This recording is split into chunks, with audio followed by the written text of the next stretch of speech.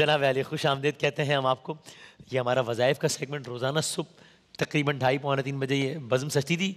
شان افطار کی تو الگ بات ہے, شان سحر کی ایک اور ہی الگ بات ہے. وہ اس لیے کہ سال کے ان 30 دنوں کے علاوہ باقی کوئی بھی 335 دن میں آپ تصور نہیں کر سکتے, کرنا تو دور کی بات, تصور کرنا بھی ناممکن ہے کہ جی وہ رات کو 2:30 بجے جی وہ اتنی رونق لگی ہوئی ہوگی, محفل سجی ہوگی, یہ جناب روشنی ہوگی, علماء آ رہے ہیں, نعت حضرات آ رہے ہیں. تصور ہی نہیں ہے نا. یہ رمضان کی بس مزے ہیں, رمضان کی رونق ہیں کہ شب بھر جو ہے وہ ایک درود و سلام اور وظائف اور علماء آ رہے ہیں, نعت حضرات. تو شان سحر کا اس لیے لوگوں سے پوچھتے ہیں شان سحر افطار تو کس میں زیادہ, تو جواب تو بڑا مشکل ہے, لیکن سحر کا اپنا ایک الگ ایک پیس ہے, ایک الگ سکون ہے, ایک الگ معاملہ ہے. میں ایک موازنہ تو نہیں کر سکتا, میرے لیے بڑا مشکل ہے, لیکن سحر کی الگ ایک شان ہے, بہرحال ایک الگ لطف آتا ہے. تو اس دن روزانہ ہمارے ساتھ اس وقت ہوتے ہیں جناب قبلہ مفتی سہیل امجدی صاحب. تو قبلہ بہت شکریہ, السلام علیکم. وعلیکم السلام ورحمۃ اللہ, اور آپ کا بھی بہت شکریہ.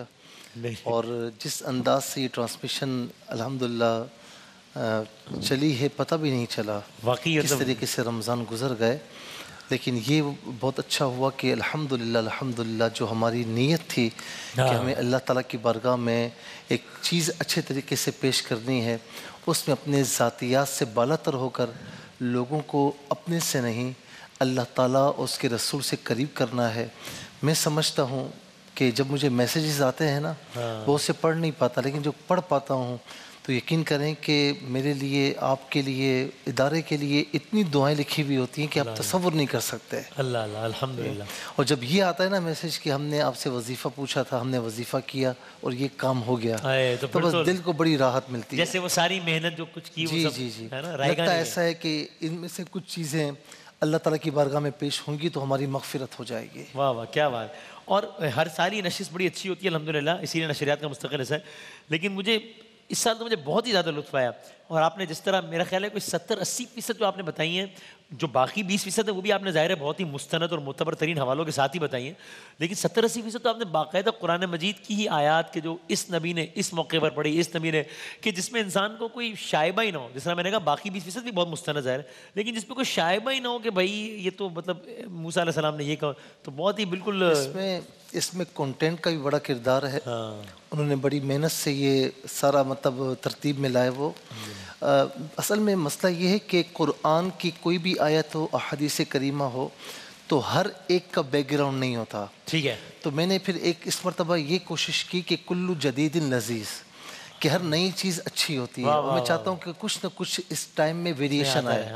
تو میں نے پھر کوشش کی کہ جہاں جہاں تک مجھے مل سکا تو میں نے اس کا بیک گراؤنڈ ایک خلاصہ کر کے, سمرائز کر کے سب کے سامنے بیان کیا, تاکہ لوگوں تک حقیقت پہنچے اور انہیں پتہ لگے کہ یہ جو دعا ہے یہ کس کی زبان سے نکلی ہوئی ہے, کن حالات میں نکلی ہے, اور کس طریقے سے اللہ رب العالمین نے اپنے پیاروں کا امتحان لیا اور پھر اس کے بعد انہیں سرخروئی عطا فرمائی. واہ واہ واہ صحیح. اچھا آج آخر نشست سے تو میں کوئی وظیفہ نہیں پوچھتا, لیکن مجھے یہ بتا دیجیے بطور مجموعی لوگ اس سیگمنٹ سارا سال کسی نہ کسی حوالے سے تذکرہ ہوتا رہتا ہے, کبھی کبھی لوگ بڑے مایوس ہوتے ہیں کہ ہمیں وظیفہ بتایا تھا یا ہم نے یہ کرنے کی کوشش کی, پڑھنے کی کوشش کی, پر دعا قبول نہیں ہوئی, نہیں ہوا, یہ نہیں ہوا, وہ نہیں ہوا. تو کیا ایسے لوگوں کو کیا جواب دیں؟ میں کبھی کبھی آپ سے رابطہ بھی کرتا ہوں جب لوگ بتا رہے ہوتے ہیں کہ کسی نے یہ پوچھا ہے, کسی نے, لیکن ظاہر ہر وقت آپ کو زحمت دینا نہیں اچھا لگتا, تو آپ بھی بتا دیجیے کہ کیا کہیں ہم ایسے لوگوں. نمبر ایک بات یہ ہے کہ میرے پاس نا دارالافتاء میں بھی کئی لوگ آتے ہیں. اچھا. تو اچھا کوئی ایسا ہوتا ہے جس کو ایک مرتبہ آپ نے وظیفہ دیا, کام ہو گیا اس کا. کوئی ایسا بھی ہوتا ہے بار بار آ کر تنگ کرتا ہے, ہو ہی نہیں رہا, میں چیک کرتا ہوں کچھ بھی نہیں ہے, تو میں سمجھ جاتا ہوں پھر کہ یا وہ دل سے نہیں پڑھ رہا یا کچھ معاملات ہیں. اس سے میں یہ کہتا ہوں کہ بھائی اب تم جانو, رب تعالیٰ جانے. میں نے یہ کلام پڑھنے کے لیے دیا, سب کو فائدہ ہوا, آپ کو نہیں ہو رہا, آپ اللہ کی بارگاہ میں توبہ کیجئے, اللہ کی بارگاہ میں کچھ کوتاہیاں اپنے سامنے رکھیں اور اس سے ذرا عہدہ برآ ہو جائیں, تو انشاءاللہ یہ معاملہ آپ کا ہو جائے گا.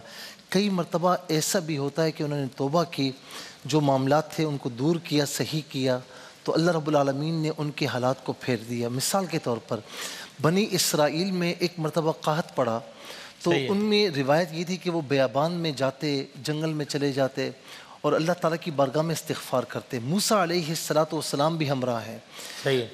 موسیٰ علیہ السلام کو وحی ہوئی, موسیٰ میں ان میں سے کسی کی دعا قبول نہیں کروں گا, چاہے ان کے ہاتھ اٹھ کر آسمان کی طرف کیوں نہ آ جائیں.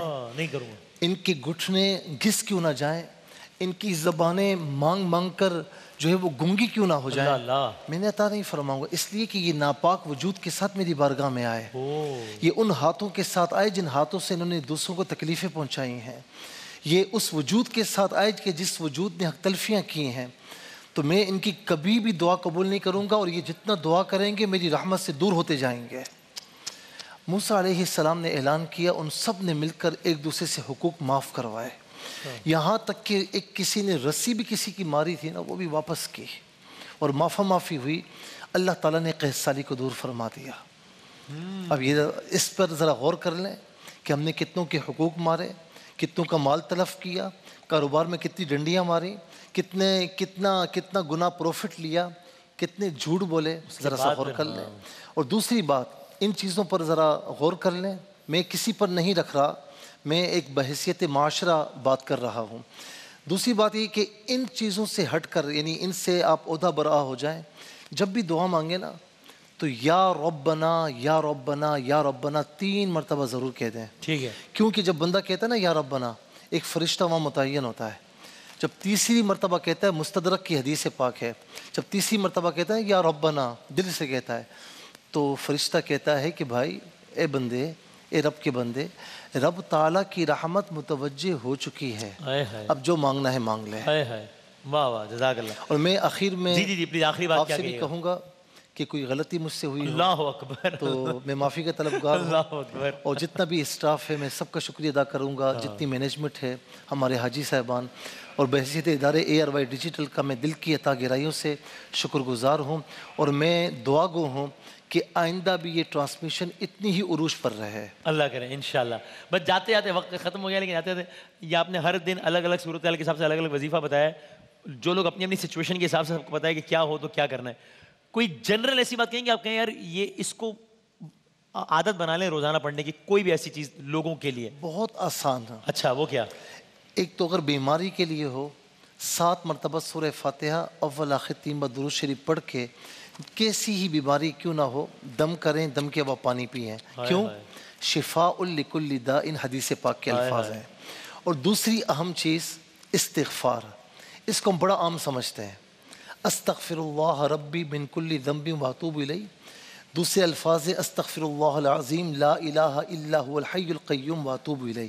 یہ آسان رہے گا, استغفر اللہ ربی من کل ذنب. اس کا ترجمہ ہی بتا دیجئے. کہ میں استغفار کرتا ہوں اللہ سے, میں مغفرت چاہتا ہوں اللہ سے جو میرا رب ہے تمام گناہوں سے, اور میں اسی کی طرف رجوع کرتا ہوں. اگر یہ بھی نہ پڑھ سکیں تو صرف استغفر اللہ پڑھ لیں کم از کم. ٹھیک, کم از کم یہ پڑھ لیں. 7 مرتبہ سورہ الحمد پڑھ لیں بیماری کی صورت میں. بیماری کی صورت میں. اور اگر کوئی بھی مسئلہ ہو, کوئی بھی مسئلہ, میں بتاتا ہوں, گنواتا ہوں آپ کو. فَقُلْتُ اسْتَغْفِرُوا رَبَّكُمْ, قرآن کے الفاظ ہیں, إِنَّهُ كَانَ غَفَّارًا, وہ مغفرت فرمائے گا. يُرْسِلِ السَّمَاءَ عَلَيْكُمْ مِدْرَارًا, جو رکی ہوئی نعمتیں ہیں, رحمتیں ہیں, وہ تم پر بارشیں فرمائے گا. وَيُمْدِدْكُمْ بِأَمْوَالٍ, تمہارے مال میں اضافہ فرمائے گا, رزق حلال میں اضافہ فرمائے گا. وَبَنِينَ, تمہاری اگر اولاد نہیں ہے تو اولاد بھی عطا فرمائے گا, اور تمہیں معاشرے میں وقار اور عزت بھی عطا فرمائے گا. سورہ نوح. جی 29واں پارہ سورہ نوح. یہ آپ اگر اپنی زندگی کا لازمی حصہ بنا لیں, آپ کے اندیکھے مسائل جو پتہ بھی نہیں ہوگا وہ حل ہو جائیں گے انشاءاللہ. یعنی ہم دنیا میں کہتے ہیں نا کہ کوئی ایسی ڈیل مل جائے کہ 2 in 1 ہو جائے, 3 in 1, یہ all in 1 ہے. all in 1 ہے. ایک استغفار کے 100 فوائد ہیں. استغفار تو ہے ہی اخروی فائدہ, اور دنیا میں فائدے اتنے سارے. سب سے بڑھ کر اللہ تعالیٰ راضی ہو جاتا ہے. اس بس بات ہی ختم, بات ہی ختم. کیا کہنا ہے. بہت شکریہ قبلہ, بہت بہت نوازش, بہت شکریہ. جزاک اللہ, آپ کا بہت تعاون اور سب رہتا ہے. بہت شکریہ, آپ کا بہت شکریہ, بہت نوازش. جزاک اللہ, خوش رہیے. بہت شکریہ جناب قبلہ مفتی سہیل احمدی صاحب, ہمارے ساتھ شان رمضان 2023 کا یہ آخری نشریہ ہوا وظائف کے عنوان سے. مجھے مفتی صاحب کو اس سیگمنٹ کے عنوان سے اپنی دعاؤں میں ضرور اب تو یقینی اجازت ہے. اب یقینی اجازت, اب حتماً یہ آخری نشست ہے. اب یہ نہیں ہے کہ ممکنہ طور پر رہے گا, اب یہ حتماً آخری نشست ہے. So until we meet next time اس سیگمنٹ میں, تب تک کے لیے اس سیگمنٹ سے اللہ حافظ. ناصر.